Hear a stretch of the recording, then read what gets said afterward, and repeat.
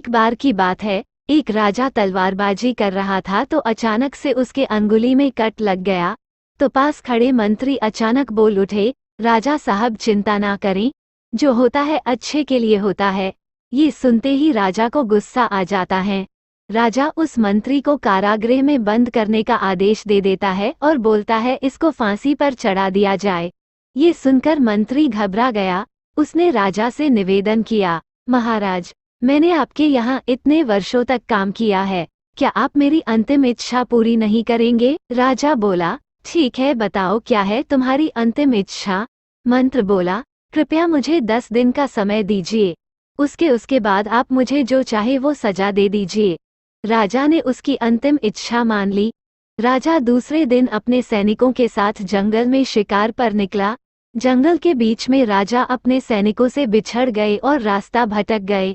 रास्ता ढूंढते हुए राजा वनवासियों के बीच पहुंच गए, जो बलि देने के लिए किसी को ढूंढ रहे थे। वनवासियों ने राजा को पकड़ लिया और वन की देवी को बलि देने के लिए ले गए। बलि देने की सारी तैयारियां पूरी हो गई।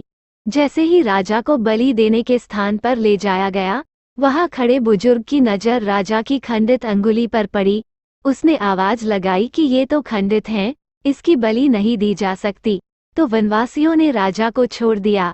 राजा जैसे तैसे वहां से निकला और अपने राज्य पहुंचा। सबसे पहले कारागृह में अपने मंत्री से मिलने पहुंचा। राजा ने मंत्री से कहा, आपने सही कहा था, अगर मेरी अंगुली नहीं कटी होती तो मैं जिंदा नहीं होता, यानी जो होता है वो अच्छे के लिए होता है। राजा ने फिर पूछा, मेरा तो फायदा हुआ लेकिन आपका कैसे फायदा हुआ?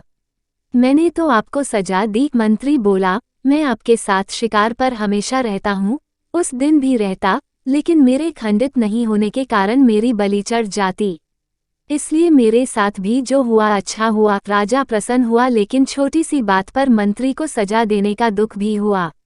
इसलिए राजा ने मंत्री को कारागृह से निकलकर फिर से अपने साथ रख लिया। शिक्षा मॉरल दोस्तों, अपने जीवन में भी बहुत से उतार चढ़ाव आते रहते हैं। कभी कभी कुछ चीजें मन मुताबिक नहीं होती हैं। इस कारण से कभी निराश नहीं होना चाहिए।